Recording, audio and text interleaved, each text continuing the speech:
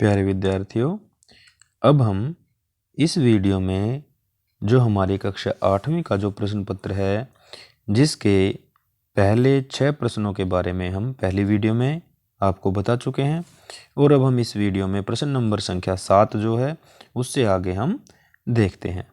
तो प्यारे विद्यार्थियों, जिस प्रकार से आपने पहली वीडियो बहुत अच्छी प्रकार से ध्यानपूर्वक से देखी है, उसी प्रकार से आप इस वीडियो को भी पूरी देखना तथा अंत तक देखना, क्योंकि उस वीडियो में जो वीडियो आधी बनी थी उसमें हमने वर्कशीटें नहीं दी थी।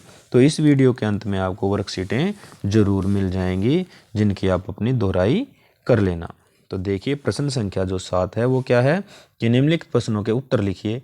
भगवान के डाकिये कविता के रचयिता का नाम बताइए।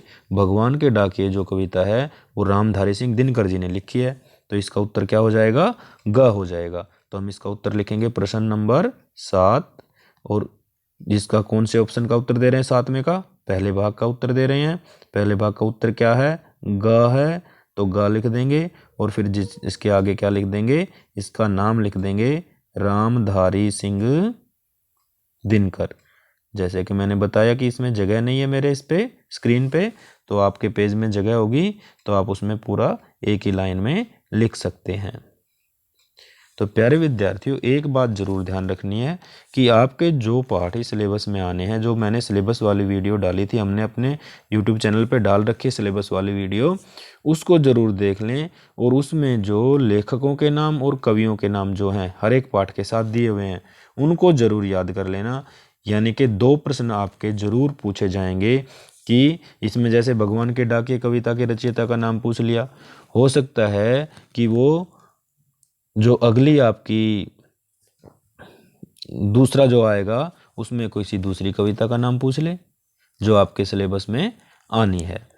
तो प्यारे विद्यार्थियों, इसको जरूर ध्यान देना कि जो आपके सिलेबस में जो पाठ आ रहे हैं, जिनके बारे में हमने आपको बताया था जब आपका हमने सिलेबस बनाया, तो सिलेबस बनाया था तो सबसे पहले जो हमारी लाख की चूड़ियाँ हैं उसके लेखक कामता नाथ हैं, बस की यात्रा के हरिशंकर परसाई हैं, भगवान के डाकिये के रामधारी सिंह दिनकर हैं, और यह सबसे कठिन समय नहीं। तो अगली जो कविता कौन सी है? यह सबसे कठिन समय नहीं। इसमें से आपको पूछा जा सकता है कि यह सबसे कठिन समय नहीं के कवि कौन है, रचयिता कौन है? तो उसके कवि हैं जया जादवानी। ये आपने जरूर याद कर लेना है। और उसमें आपसे अगर बस की यात्रा का पूछ लिया है तो हो सकता है कि पेपर में लाख की चूड़ियां के लेखक पूछ लिया जाए, उसको याद रखना है कामता नाथ। बस कहाँ से कहाँ जा रही थी? अब बच्चों, जो आपने पाठ पढ़ा था कि बस कहाँ से कहाँ जा रही थी, पन्ना से सतना के लिए, वो आखिरी बस थी, हमने पाठ में पढ़ा था। तो इसका उत्तर हो जाएगा ग। तो प्रश्न नंबर 7 लिखा ही हुआ है, दूसरा भाग है इसका, और इसका उत्तर क्या है? ग है। और ग में क्या लिखा है? पन्ना से सतना। तो हम इसको पन्ना से सतना अपनी उत्तर पुस्तिका में लिख देंगे और हमारे 2 अंक पूरे पक्के हो जाएंगे। यानी कि हमने सभी पाठों के कवि और लेखकों के नाम जरूर याद करने हैं जो इस परीक्षा में आने हैं। इस परीक्षा में केवल आपके पाठ नंबर 2, पाठ नंबर 3, पाठ नंबर 6 और पाठ नंबर 8 आना है। ठीक है, तो आपने इनके लेखकों के या कवियों के नाम याद कर लेने। मैंने बता भी दिया है आपको। लाख की चूड़ियों के लेखक कामता नाथ हैं, बस की यात्रा के लेखक हरिशंकर परसाई हैं, भगवान के डाकिये के लेखक रामधारी सिंह दिनकर हैं, और यह सबसे कठिन समय नहीं की लेखिका हैं, कवि हैं, वो है जया जादवानी। ठीक है, भगवान के डाकिये के कवि हैं रामधारी सिंह दिनकर। ये आपने 4 जरूर याद कर लेने हैं। अब देखते हैं प्रश्न संख्या 8 में क्या पूछता है। प्रश्न संख्या 8 हमारा खंड ब शुरू हो जाता है, और खंड ब क्या था? हमारा वर्णनात्मक था, जिसके प्रश्नों के उत्तर हमने खुद देने थे, लिख के देने थे। तो प्यारे बच्चों, देखिए प्रश्न संख्या 8, तो इसका उत्तर लिखते समय सबसे पहले हम लिख लेंगे प्रश्न संख्या 8। उसका पहला भाग का उत्तर दे रहे हैं तो पहले भाग का लिखेंगे, दूसरे भाग का दे रहे हैं तो दूसरे भाग का लिखेंगे, तीसरे भाग का दे रहे हैं तो तीसरे भाग का उत्तर लिखेंगे, और चौथे का दे रहे हैं तो चौथे का लिखेंगे उसके सामने ही। पहला प्रश्न है, उन्नति शब्द का विलोम शब्द लिखिए। विलोम का मतलब होता है उल्टा शब्द। तो प्यारे बच्चों, उन्नति का विलोम हम सीधा लिख देंगे, उत्तर ही लिख देंगे अवनति। ठीक है, उन्नति का विलोम क्या होगा? अवनति। अध्यापक शब्द का स्त्रीलिंग लिखिए। स्त्रीलिंग क्या होता है? लिंग बदलो। अध्यापक का स्त्रीलिंग क्या होगा? दूसरे का अध्यापिका। अध्यापिका। इसी प्रकार से लड़की शब्द का बहुवचन लिखिए। तो प्यारे बच्चों, लिखना हमने लड़की का लड़कियां। एक बात का ध्यान रखना है कि जब हम बहुवचन बनाते हैं तो जो ये छोटी की बड़ी की मात्रा थी का में लड़की, तो जब लड़कियां लिखेंगे तो वो कि कौन सी मात्रा बन जाएगी, बड़ी की मात्रा बन जाएगी। हथिनी शब्द का पुल्लिंग लिखिए। हथिनी शब्द है, उसका पुल्लिंग क्या होगा? हथिनी शब्द का पुल्लिंग हो जाएगा हमारा हाथी। ठीक है प्यारे विद्यार्थियों, तो इस प्रकार से हमने इनके उत्तर, हिंदी व्याकरण के प्रश्नों के उत्तर देने हैं। हो सकता है उन्नति की जगह और कोई शब्द आ जाए, अध्यापक की जगह और कोई शब्द आ जाए, स्त्रीलिंग ही पूछ ले, बहुवचन ही पूछ ले और हाथी शब्द का पुल्लिंग पूछ ले। इसी प्रकार से आपके जो प्रश्न पत्र आएगा उसमें आपसे प्रश्न पूछे जाएंगे। अब आता है प्रश्न संख्या नंबर 9। प्रश्न संख्या नंबर 9 भी आपके पाठों में से जो प्रश्नोत्तर हैं। यह सबसे कठिन समय नहीं, कविता के रचयिता का नाम बताइए। अभी मैंने बताया था ना, सबसे कठिन समय नहीं कविता कौन किसने लिखी है? तो किसने लिखी थी? जया जादवानी ने। तो इसका उत्तर क्या कर देंगे हम? जया। इसका उत्तर ऐसे नहीं लिखेंगे, हम सबसे पहले वही लिखेंगे प्रश्न संख्या। प्रश्न संख्या क्या है? 9। प्रश्न नंबर 9, जहाँ पे आपके प्रश्न उत्तर पुस्तिका में जगह होगी, प्रश्न नंबर 9। कौन सा भाग कर रहे हैं? पहला। पहले भाग का उत्तर क्या लिख रहे हैं हम? जया जादवानी। ठीक है, एक एक नंबर का प्रश्न है तो इतने से ही काम चल जाएगा। जया जादवानी। ठीक है, इस प्रकार से आपने हमने इसका उत्तर लिख देना है। अच्छी तरह से लिख लेना, नी है ये। एक देश की धरती दूसरे देश को क्या भेजती है? एक देश की धरती दूसरे देश को क्या भेजती है? सुगंध भेजती है। तो इसका उत्तर लिखेंगे हम, वही प्रश्न नंबर 9 था, इसमें पहले का उत्तर लिख दिया था मैं, जया जादवानी। दूसरे का उत्तर लिखेंगे सुगंध भेजती है।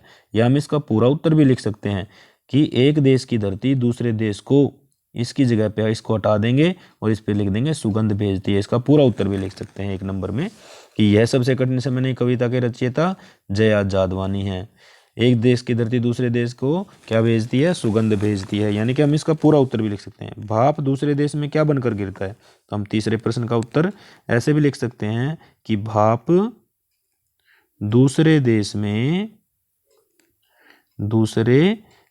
में क्या बनकर गिरता है? पानी बनकर गिरता है। इसका उत्तर हम ऐसे भी लिख सकते हैं। अब आता है हमारा प्रश्न संख्या, इसका चौथा भाग रह गया अभी। प्रश्न नंबर 9 का चौथा भाग है, बस किस योग्य थी? तो जब हम पढ़ेंगे तो चौथे का उत्तर क्या लिखेंगे? बस। पाठ में देखना ध्यान से, लिखा हुआ है कि श्रद्धा के योग्य थी। किसके योग्य थी? श्रद्धा के योग्य थी। यानी कि इसी पाठ में से आपके और प्रश्न पूछे जा सकते हैं इन प्रश्नों के अलावा। पाठ यही हो सकता है और प्रश्न दूसरे हो सकते हैं।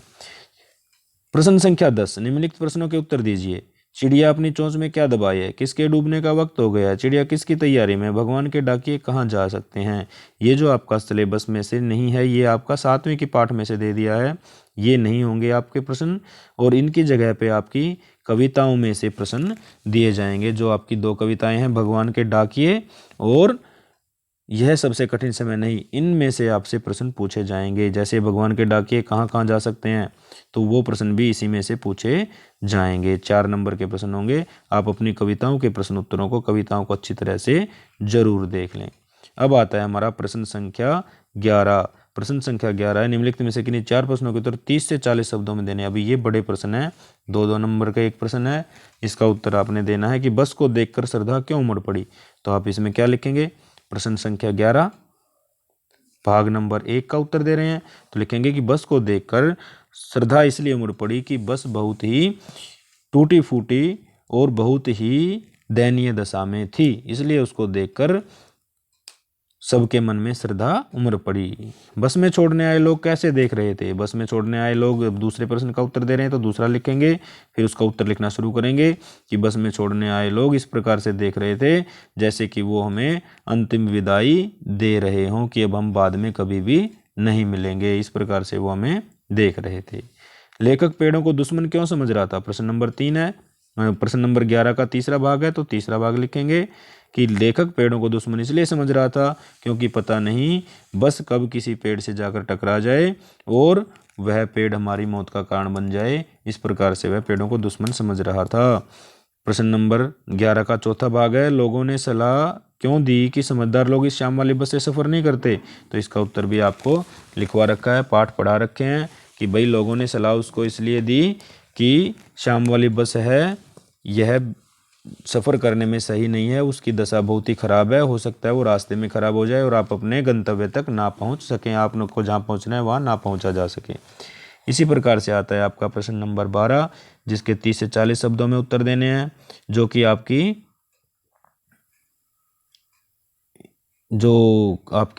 कविताएं हैं उनमें से दिया गया है। डाकिया क्या क्या काम करता है, तो डाकिया संदेश लाता है और संदेश दूसरों तक पहुंचाता है। प्रश्न नंबर उत्तर में लिखेंगे प्रश्न नंबर 12 और इसके पहले भाग का उत्तर लिखना शुरू करेंगे कि डाकिया हमारी चिट्ठियों को एक जगह से दूसरे जगह पर पहुंचाता है तथा दूसरी जगह की चिट्ठियां ला करके सब तक पहुंचाता है, यानी कि डाकिया संदेश पहुंचाने का काम करता है।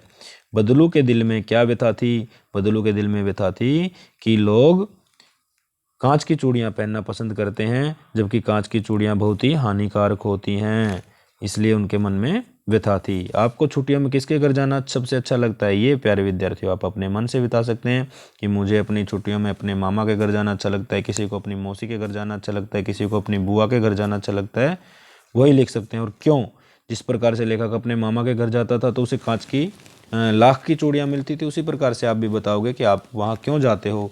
किसी को खाने को अच्छी चीज़ें मिलती हैं, किसी को खिलौने मिलते हैं, इसलिए वो वहाँ पे जाना पसंद करते हैं। तो प्यारे विद्यार्थियों, प्रश्न संख्या नंबर 13 आती है कि मेरा निम्नलिखित में से किसी एक विषय पर लगभग 80 से 100 शब्दों में एक अनुच्छेद लिखना है। अनुच्छेद के लिखना है, एक पैराग्राफ लिखना है। मेरा सबसे प्यारा त्यौहार, जो आपको सबसे प्यारा त्यौहार लगे उस पर अनुच्छेद लिख सकते हैं। विज्ञान के चमत्कार पर अनुच्छेद लिख सकते हैं। आज़ादी का अमृत महोत्सव, तीनों इम्पोर्टेंट हैं, तीनों को याद कर लेना। इनमें से एक ना एक तो आपको जरूर से ज़रूर मिल ही जाएगा। अब आती है प्रश्न संख्या 14। प्रश्न संख्या 14 जो है वो है, निम्नलिखित में से किसी एक विषय पर लगभग 80 से 100 शब्दों में पत्र लिखना है कि फीस माफी है तो अपने विद्यालय के प्रधानाचार्य को पत्र लिखिए, अथवा मित्र को अपने जन्मदिन पर आमंत्रित करने के लिए पत्र लिखिए। ये पत्र आपको करवा रखे हैं। अपने प्रधानाचार्य को फीस माफी है तो पत्र लिख सकते हो, छुट्टी के लिए भी आ सकता है, सेक्शन बदलवाने के लिए भी आ सकता है, और विद्यालय छोड़ने का प्रमाण पत्र लेने के लिए भी आपसे प्रार्थना पत्र भी पूछा जा सकता है। तो प्यारे विद्यार्थियों, ये हमारी इस वीडियो का दूसरा भाग, क्योंकि ये वीडियो 2 भागों में बन गई। पहला भाग बना, उसमें हम पूरा नहीं कर पाए, 6 प्रश्नों के ही हल कर पाए, लेकिन इस वीडियो में हमने अपने पूरे प्रश्न संख्या 14 तक हमने हल कर लिया है। अब हम देखते हैं कि हमारी वर्कशीटें जो हमारे लिए इम्पोर्टेंट हैं वो। तो प्यारे विद्यार्थियों, एक वर्कशीट तो हमारी ये है जो आपके सामने दिखाई दे रही है, जो कि 10/9/2020 को दी गई थी। कार्यपत्रक नंबर 1, इसमें भी लाख की चूड़ियाँ से संबंधित है और इसमें भी वही प्रश्न है। जैसे प्रश्न पूछ लिया जाए, लाख क्या होता है, एक प्राकृतिक प्रकार का गोंद होता है। सहन किसे कहते हैं, दीवार आदि से घिरा हुआ स्थान, घेरा या बाड़ा। ठीक है। मुंगेरियाँ क्या होती हैं, ये भी पूछा जा सकता है, एक बेलन के आकार की ठोस लकड़ी का टुकड़ा। इस प्रकार से प्रश्न आपसे पूछे जा सकते हैं। लेखक को मामा के घर जाना क्यों अच्छा लगता था, आपको गर्मियों में किसके घर जाना अच्छा लगता है और क्यों, ये अभी हमने उसमें कर लिया है जो हमारा प्रश्न पत्र आया हुआ था। प्रस्तुत पाठ में लाख से बनने वाली चूड़ियों का जिक्र किया गया है, क्या आप कुछ अन्य पदार्थों के नाम बता सकते हैं जिनसे चूड़ियाँ बनती हैं, ये प्रश्न भी पूछा जा सकता है कि भाई जो लाख की चूड़ियों में लाख की चूड़ियाँ बनती तो और किस किस से चूड़ियाँ बनती हैं। इसके अतिरिक्त इसमें प्रश्न दे रखा है कि लेखक बदलू को मामा न कहकर काका बुलाता था, अनुमान लगाइए बच्चे अक्सर ऐसा क्यों करते हैं। तो ये भी आपसे प्रश्न पूछा जा सकता है। क्या आप अपने किसी को घर में बदलू की तरह कोई सामान बनाते हुए देखा है, उसके बारे में अपने शब्दों में लिखिए। इस प्रकार के प्रश्न भी आपसे पूछे जा सकते हैं। अब देखते हैं वर्कशीट दूसरी कौन सी आ सकती है। तो प्यारे बच्चों, एक वर्कशीट ये है हमारी, ये भी लाख की चूड़ियों में से है। कार्यपत्रक नंबर 4 जो कि 1/10/2020 को दिया गया था। बदलू के मन में ऐसी कौन सी व्यथा थी जो लेखक से छिप न सकी। मशीनी युग से बदलू के जीवन में क्या बदलाव आया। इस पैरा को अच्छी तरह से पढ़ना और इनके उत्तर ढूंढ के अपने याद कर लेना। ये प्रश्न के उत्तर पेपर में भी पूछे जा सकते हैं। मशीनों के आने से हमारे जीवन में क्या बदलाव आए हैं, मशीनों में होने वाली 2 हानियों और 2 लाभों के बारे में बताइए। बदलू ने हार कर भी हार नहीं मानी, यह लेखक को कैसे पता चला। इस प्रकार से हम इस कार्यपत्रक को भी जरूर बैठ के अपने घर पे हल कर सकते हैं। एक हमारा कार्यपत्रक नंबर 3 भी आ सकता है, जो पीछे दिया गया था, जिसमें ये नए शब्द हैं। इसमें से कोई शब्दार्थ भी पूछा जा सकता है। गांव में रहते हुए भी लेखक को बदलू का ध्यान क्यों नहीं आया, ये प्रश्न भी पूछा जा सकता है। बदलू लेखक से घंटों क्या क्या बातें किया करता था, ये प्रश्न भी पूछा जा सकता है, या ये पहरा भी पूछा जा सकता है। घर में मेहमान आने पर आपकी मेहमान नवाजी कैसे करेंगे, सोच कर लिखिए। ऐसे ऐसे प्रश्न भी आपसे पूछे जा सकते हैं। अपने मित्रों या भाई बहनों से बातचीत करके लिखे कि लाख से चूड़ियों के अतिरिक्त क्या क्या चीज़ें बनती हैं। ऐसा प्रश्न भी पूछा जा सकता है कि भाई लाख से और कौन सी चीज़ें बनती हैं। ठीक है, इस प्रकार से आप इन पैराग्राफ को, इस कार्यपत्रक को भी ध्यानपूर्वक पढ़ लें और इनके उत्तरों को याद भी कर लें। अब देखिए, ये अगला कार्यपत्रक है बस की यात्रा पाठ से। हो सकता है आपको ये पूरे का पूरा पैरा दे दिया जाए और ये प्रश्न दे दिए जाए पूछने के लिए, नहीं तो आपसे इनमें से प्रश्न भी पूछे जा सकते हैं कि यह बस चलती भी है, लेखक व उसके साथियों ने ऐसा क्यों पूछा। आपके अनुसार डॉक्टर मित्र ने इस बस को नई नवेली बसों से अधिक विश्वसनीय क्यों कहा। विदा करने आए लोगों की प्रतिक्रिया देखकर लेखक को कैसा लगा। ये प्रश्न तो हमारा कार्यपत्र उसमें भी, अपने नमूना प्रश्न पत्र में भी, सैंपल पेपर में भी आ चुका है। तो इस प्रकार से इन प्रश्नों को आप अच्छी तरह से ध्यानपूर्वक जरूर देख लें। दिए गए शब्दों से वाक्य बनाइए, विश्वसनीय, अंतिम, इनसे वाक्य बनाने हैं कि बस हमें सही स्थान पर पहुंचा देगी, यह बात बिल्कुल विश्वसनीय थी। अंतिम, सभी लोग ऐसा सोच रहे थे कि हम यह अंतिम यात्रा कर रहे हैं। इस प्रकार से हम इन वाक्यों को यहाँ पे लिख देंगे। हो सकता है ऐसे वाक्य भी दे दिए जाएं आपके पेपर में। एक कार्यपत्रक ये है, ये भी आपकी बस की यात्रा से ही है। इस कार्यपत्रक में इस पैराग्राफ को पूरा पढ़ना है आपने अच्छी प्रकार से। फिर जिन पे ये निशान लगा रखे हैं, ये कठिन शब्द हैं, इनको भी ध्यान से देख लेना है। तो इसमें आगे पूछ रखा है कि बस अचानक रुक क्यों गई। बस अचानक रुक क्यों गई। लेखक को किस पर भरोसा नहीं था और क्यों। लेखक हर पेड़ को अपना दुश्मन क्यों समझ रहा था। लेखक ने बस को बेचारी क्यों कहा। बस की तुलना वृद्धा से क्यों की गई, अपने शब्दों में लिखिए। इस प्रकार से ये जो आप पढ़ेंगे पूरा कार्यपत्रक, इसको ध्यानपूर्वक पढ़ लें और अच्छी तरह से इसके जो प्रश्न दे रखे हैं उनको भी याद कर लें, ताकि ये आपके पेपर में अगर आए तो आप इसका उत्तर लिखने में बिल्कुल कोई कठिनाई महसूस ना कर सकें और आप इसके प्रश्नों के उत्तर जरूर से जरूर लिख सकें। तो प्यारे विद्यार्थियों, एक कार्यपत्रक ये है जो भी बस की यात्रा से संबंधित है कि एक पुलिया के ऊपर पहुंचे ही थे कि टायर फिस करके बैठ गया। ये बस की यात्रा में से ही है, इसको पढ़ लेना है, शब्दार्थ देख लेने। उत्सर्ग का मतलब त्याग होता है।